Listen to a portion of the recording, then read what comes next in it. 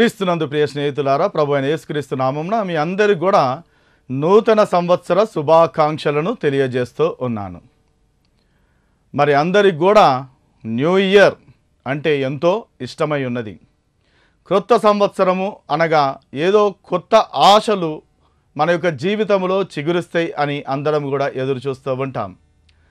క్రొత్త ఒక వింత, పాత ఒక రోత అని ఒక సామెత.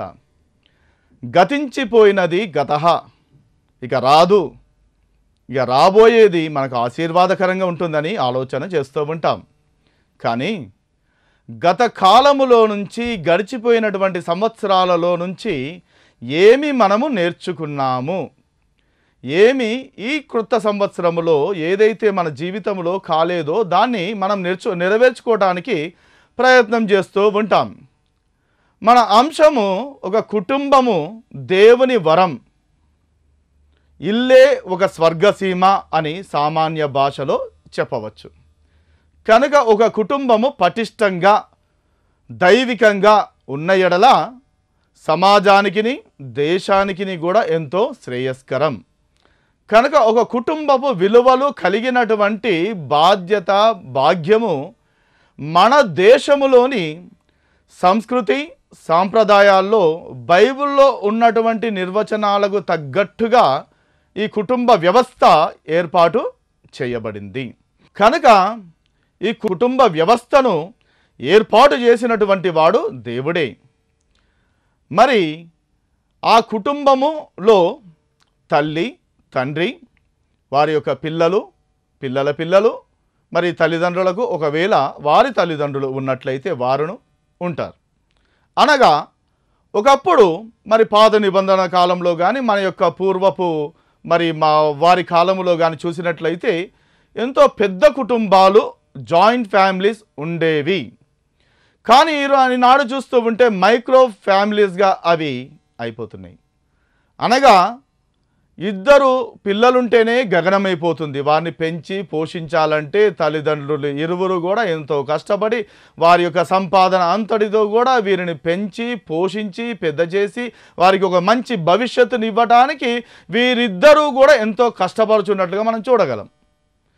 పాతకాలంలోనైతే ఒక పురుషుడు మాత్రమే ఆ యొక్క కుటుంబపు బాధ్యతను, బరువు బాధ్యతను అంతటిని కూడా మోసేటటువంటి వానిగా, వారి యొక్క యోగక్షేమములు చూసేటటువంటి వానిగా, మరి వారి యొక్క ఆస్తిని, ప్రాణమును, వారి యొక్క విలువలను అన్నిటినీ కూడా కాపాడేటటువంటి ఒక బాధ్యత ఆ పురుషునికి కలిగి ఉంటూ ఉంది. అనగా ఒంటరి అయినటువంటి ఒక మనుష్యుడు వివాహముతోనే ఇద్దరుగా మార్చబడుతున్నారు. దేవుడు ఆశీర్వదించిన ఎడల ఒక సంవత్సరములోగానే ఇద్దరు కాస్త ముగ్గురు అవుతున్నారు, మరి ఒక సంవత్సరంలో ముగ్గురు నలుగురు అవుతున్నారు. ఆ విధంగా పెరుగుతూ ఉంది. ఒకప్పుడు తన యొక్క జీవితము, తన యొక్క లక్ష్యము, తనకు కలిగినటువంటి సమస్తం మీద తనకున్నటువంటి అధికారము ఇప్పుడు తాను తన కుటుంబముతో పాటు అందరితో కూడా పంచుకోవలసినటువంటి బాధ్యత ఈ పురుషునికి ఉంటూ ఉంది. ఇప్పుడు తనకొక్కరికి కావాలి అని అనుకుంటే కుదరదు. కుటుంబముతో పంచుకొనుట, షేరింగ్ అనేది నేర్చుకుంటున్నాడు. అనగా ఇచ్చుట, మరి ఒకరి గురించి కష్టపడుట, ఇవన్నీ కూడా ఒక నైతిక విలువలను పెంపొందించుట. ఎవరైతే ఒక కుటుంబాన్ని చక్కగా చూసుకోగలరో వారు మరి దైవికంగా ఉన్నట్లు లెక్క. మరి ఏ విధంగా అయితే మనుష్యుల రీతిగా మనకు ఒక కుటుంబం ఉంటూ ఉందో దేవునికి కూడా ఒక కుటుంబం ఉంది. అదేంటంటే తండ్రి, కుమార, పరిశుద్ధాత్మ దేవుడు, ముగ్గురు. అనగా త్రియేక దేవుడు, ముగ్గురు ఏకమై ఉన్న దేవుడు. ముగ్గురిని కూడా మనము విడదీసి చూడజాలము. ఇది దైవిక కుటుంబం. అనగా మనుష్యులకు ఏ విధంగా అయితే తల్లి, తండ్రి, పిల్లలు ఉంటూ ఉన్నారో దేవుని యొక్క కుటుంబంలో ఆ ఐక్యత, ఆ యూనిటీ కనబడుతూ ఉంది. ఆ యొక్క కుటుంబంలో తల్లి, తండ్రి, ఆ యొక్క బిడ్డలు అనగా ఈ యొక్క తండ్రి, కుమార, పరిశుద్ధాత్ముడు అనే త్రియేక దేవుడు ఒక కుటుంబంగా వెలసిల్లి మరి అన్నిటినీ కూడా సక్రమంగా ఒకే ఆలోచన కలిగి సమస్త సృష్టిని కూడా కలుగజేసి సమస్తమును కాపాడుచున్నటువంటి వాడు ఈ యొక్క దేవుడు. కనుక మనుషుల రీతిగా మనకు 1 + 1 = 2, 2 + 1 = 3 అనగా పెరుగుచున్న కొలది ఎడిషన్ జరుగుతూ ఉంటుంది, అనగా కూడికలు మన జీవితంలో.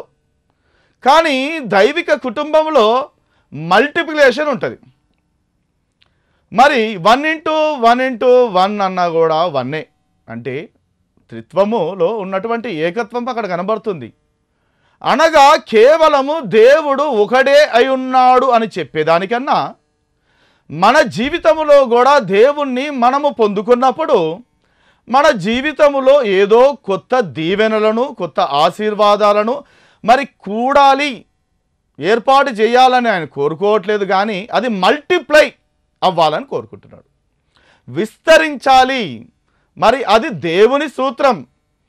మానవ సూత్రము ప్రతి నెల కలిగినటువంటి జీతములో నుంచి ఎంతో కొంత మరి పొదుపు చేసుకొని కూడబెట్టుకుంటూ ఉంటే దేవుని యొక్క ఆశీర్వాదం మాత్రము దేవుని యొద్ద కూడబెట్టుకున్నటువంటి వారికి రెట్టింపు కాదు, 30 60 100 అనగా 100-fold బ్లెస్సింగ్ ఆయన ఇవ్వాలని కోరుకుంటున్నాడు.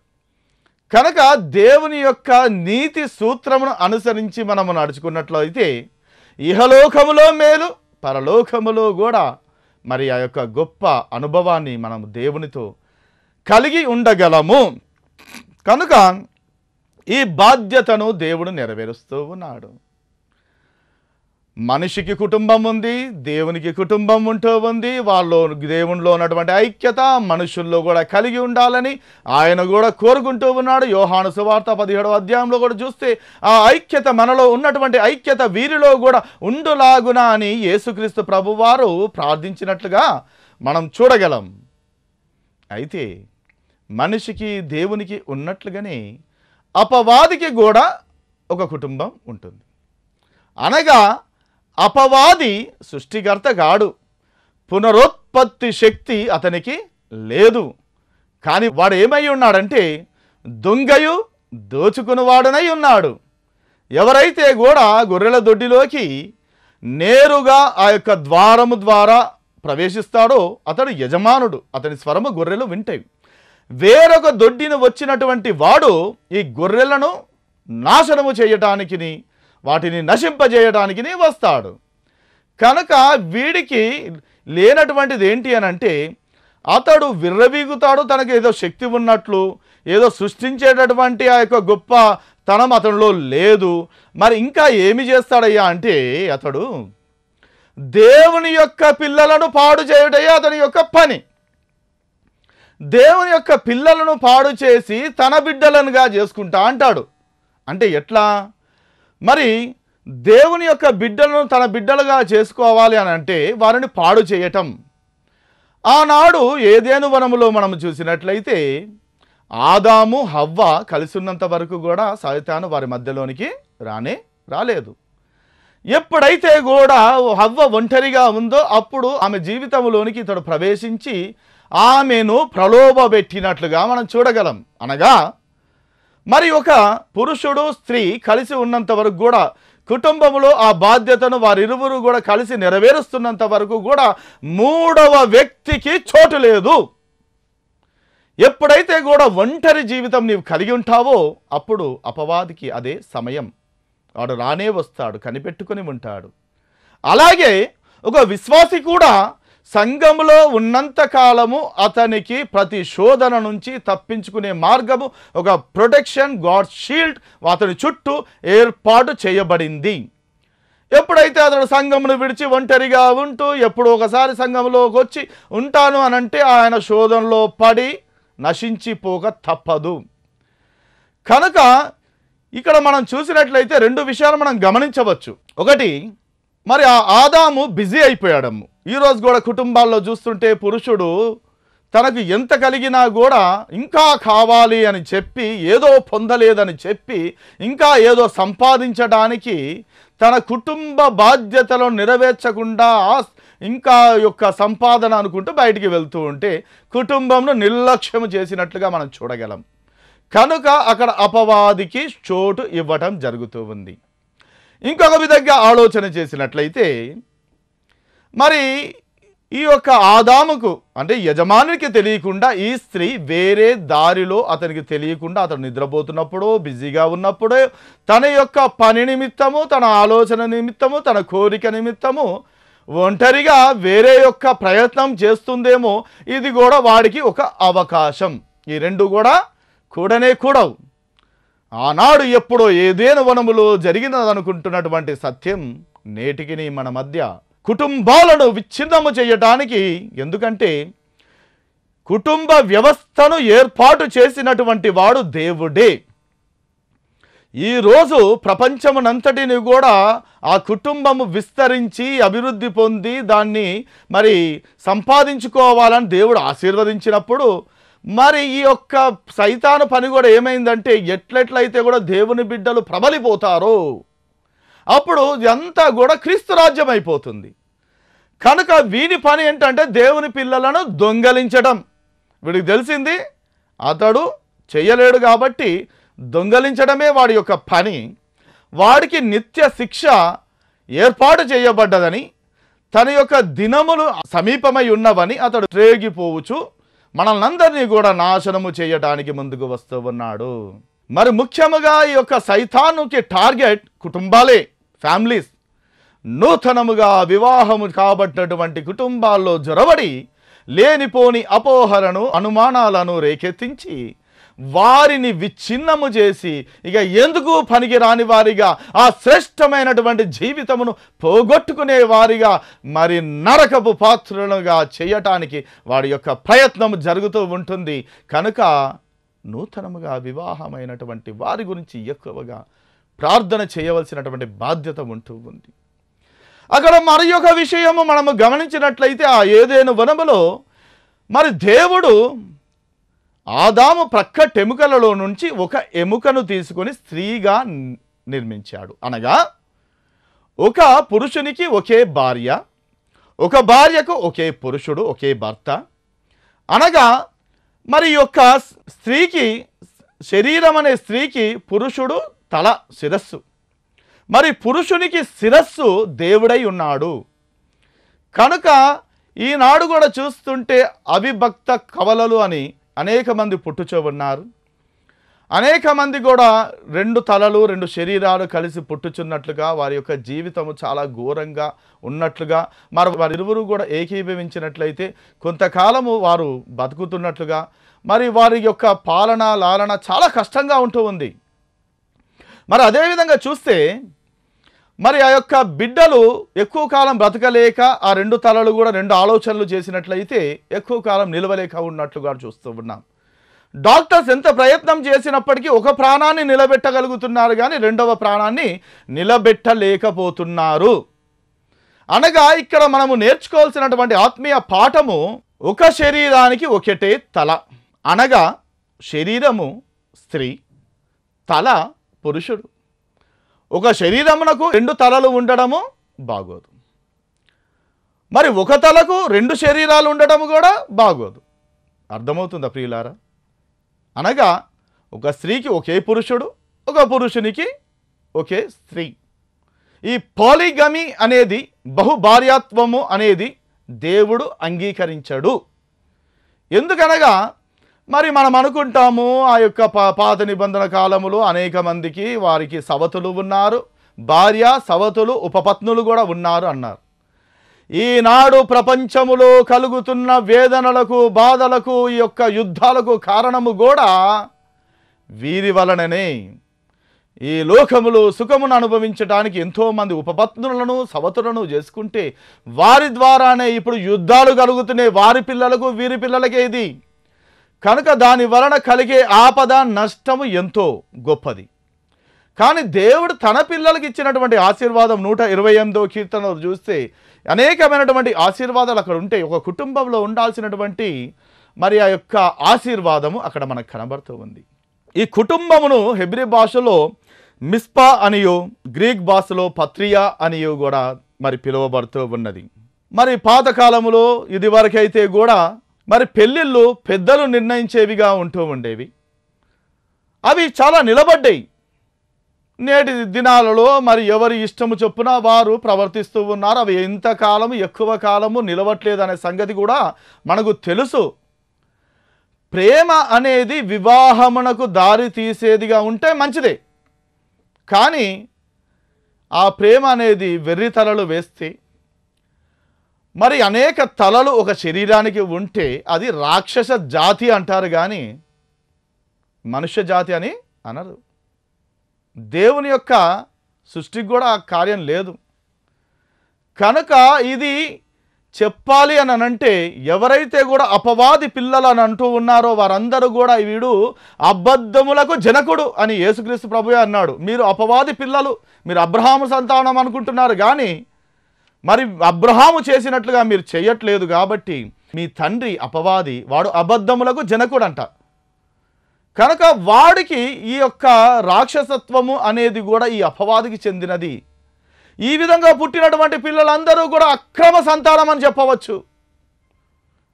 అది సంఘానికి, సమాజానికి ఏమాత్రము మేలు చేయదు. దాని వలన వచ్చేటటువంటి మేలు కంటే వచ్చేటటువంటి నష్టమే ఎక్కువ. కనుక ఆయన వాటిని చెప్తూ ఉన్నాడు. మరి ఒక కుటుంబంలో చూసినట్లయితే మరి ఆ యొక్క కుటుంబమే కాకుండా వారితో పాటు వారి యొక్క బంధువులు, స్నేహితులు, పొరుగువారు అనేక మంది ఉంటారు. కనుక ముఖ్యంగా చూసినట్లయితే తండ్రి, తల్లి, పిల్లలు వీరి బాధ్యతను మనము ఒకసారి జ్ఞాపకము చేసుకుందాం. అనగా తన తండ్రి చేసినది కరెక్టే అని తెలుసుకునేసరికి ఒక కొడుకుకి ఇతను చేసినది తప్పు పట్టేటటువంటి కొడుకు ఉంటాడంట. అనగా ఇతని యొక్క జీవితము నడి వయస్సుకు వచ్చేసరికి తన తండ్రి చేసింది కరెక్ట్ అని తెలుసుకునేసరికి మరి ఈయన చేస్తున్న తప్పు అని తెలిసేటటువంటి కొడుకు ఒకడు ఉంటాడంట. కనుక లోకములో ఉండేటటువంటివి రెండు కుటుంబాలు. ఒకటి కలిగినవి, రెండు కావలసినవి అనేటటువంటి రెండు కుటుంబాలు.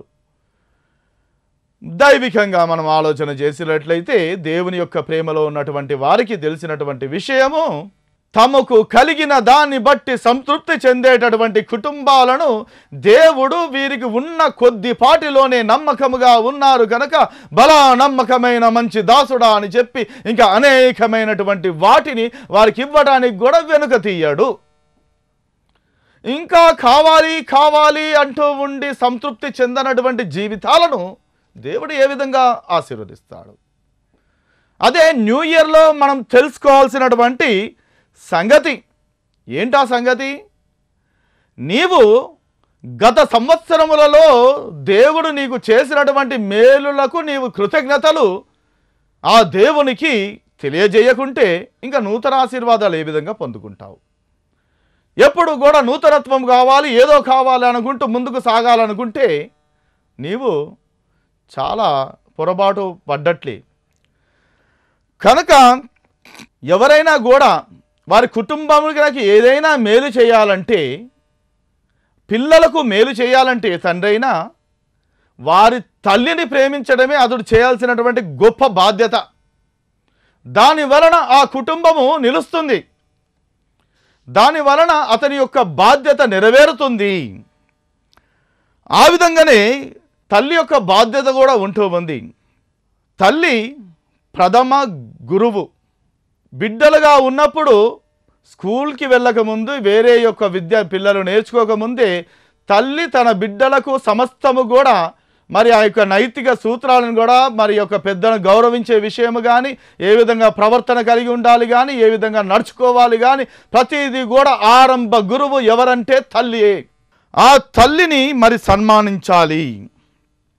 ఒక ఆయన అంటాడు, God is invisible mother, mother is invisible God అని ఆయన అంటూ వ్యాఖ్యానించాడు. కనుక నెపోలియన్ బోనాపార్టే అనే అతను కూడా give us good mothers and I shall give you a good nation అని అంటూ ఉన్నాడు.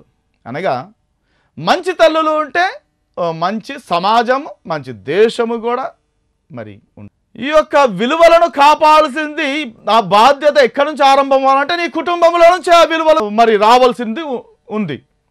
ఎప్పుడైతే నీ కుటుంబము నీ చక్కగా ఉన్న వాటిని బట్టి చక్కగా పోషింపబడుతూ ఉన్నదో, ఆనందిస్తూ ఉందో, మరి లోకములోనే ఆ యొక్క స్వర్గసీమ పరలోక ఆనందమును పొందగలం.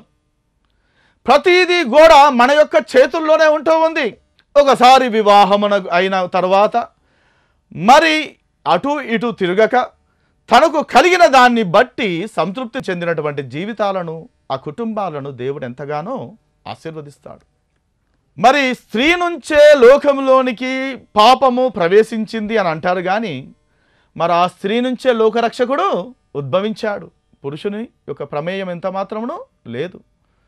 కనుక దాని గురించి ఒక ఆయన అంటాడు కదా, the future of the society is in the hands of mothers అని. కుటుంబ కలహాలు లేనటువంటి కుటుంబము లేనే లేదు. ఏ విధంగా అయితే ఒక వంటకమునకు ఈ పోపు దినుసులు అవసరమో అవి పోపేసినప్పుడు చిటపటలాడుతూ ఉంటాయో ప్రతి కుటుంబంలో కారణం. కానీ అవన్నీ కూడా ఆ కుటుంబంలోని యొక్క ఆత్మీయతను ఇంకా పెంపొందిస్తాయి. కనుక ఎప్పుడైతే కూడా మరి భార్య కానీ భర్త కానీ కోప్పడినప్పుడు ఇంకొకరు కూడా సర్దిపుచ్చుకోవటం అనే దాంట్లో సమాధానం ఉంది. ఎప్పుడైతే కూడా నా భార్య ఒకవేళ గొనుక్కున్నా కోపపడినా, ఒకప్పుడు నేను దైవికంగా లేనప్పుడు నాలో మరి ప్రతి ఒక్కరి హృదయంలో కూడా రెండు స్వరాలు ఉంటాయి. ఒక స్వరం ఏమంటుందంటే ఒకటి దైవిక స్వరం, ఇంకొకటి వేరొకటి స్వరం. ఆ స్వరం ఏమంటుందంటే కొట్టు తిట్టు అంటుంది, ఏదన్నా ప్రమాదం చేయమని అంటుంది.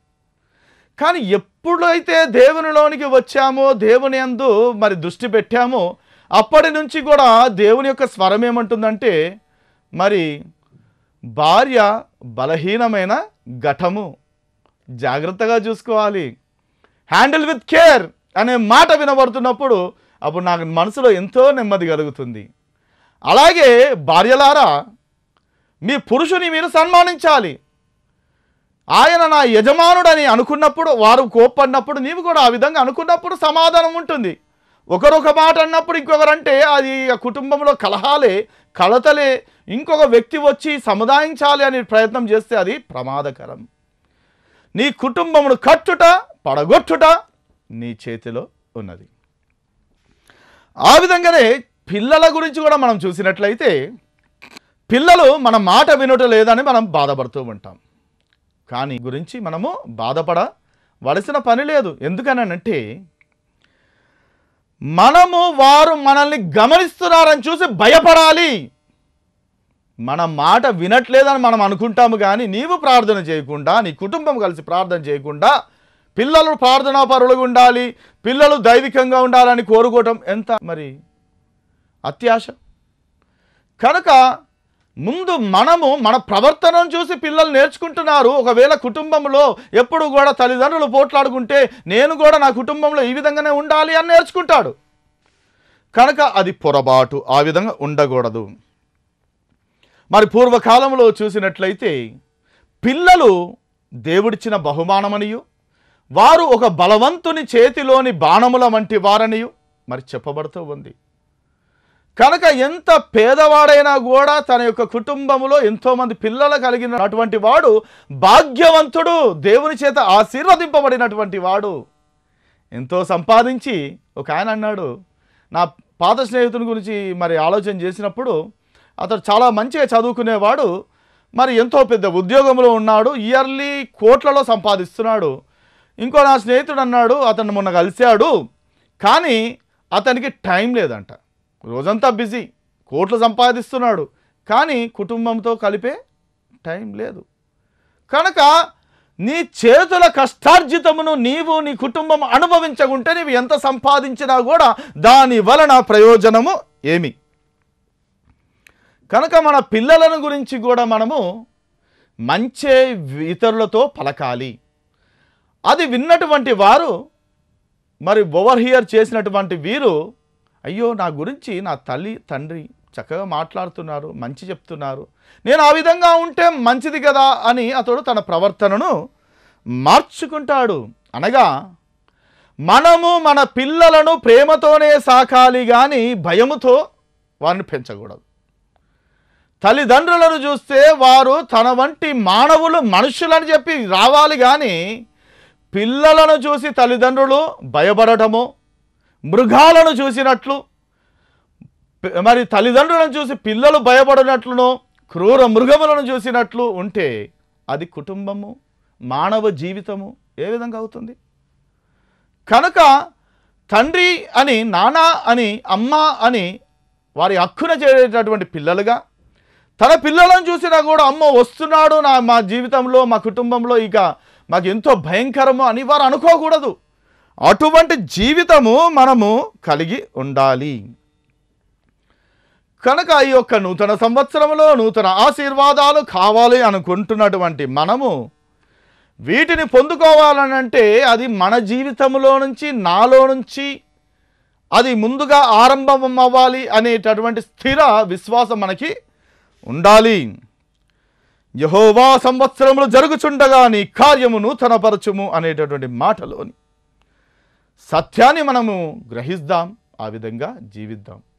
ప్రభువు మిమ్మును ఇటువంటి అనేక సంవత్సరములు మీ జీవితంలో ఫలభరితమైనటువంటి ఆశీర్వాదకరమైనటువంటి జీవితాలను మీకు దయచేయునుగాక. ఆమేన్. దేవుడు మిమ్మల్ని దీవించునుగాక. ప్రార్థించుకుందాం. పరిశుద్ధుడా, ప్రేమ కలిగిన మా పరలోకపు తండ్రి, కుటుంబమును ఏర్పాటు చేసిన వాడవు నీవే నాయన, వారిని ఆశీర్వదించుచున్న వాడవు కూడా నీవే తండ్రి. ఒక కుటుంబము ఆశీర్వాదకరంగా ఉండుట మీకు ప్రభా నాయన మిమ్మల్ని మహిమపరచుటే ఉన్నది. కనుక మా జీవితాలను బట్టి కాక మా యొక్క పాత రోత జీవితాలను విడిచిపెట్టి కేవలము క్రీస్తు ప్రేమ ద్వారానే మేము ఐక్యము కాబడగలము, మేమందరము కూడా కలిసి సమాధానంతో ఉండగలమని తెలుసుకునేటువంటి కృపను మా యొక్క జీవితాల్లో దయచేయమని, ప్రతి కుటుంబంలో కూడా ఇక పాతవి గతించెను ఇదిగో క్రొత్తవాయను అని అందరూ కూడా సంబరపడునట్లుగాను వారి యొక్క జీవితంలో గొప్ప మేలును ఆశీర్వాదమును దయచేయమని యేసయ్య నామమున ప్రార్థన చేయుచున్నాం పరమ తండ్రి. ఆమేన్. దేవుడు మిమ్మల్ని దీవించును గాక. ఆమేన్.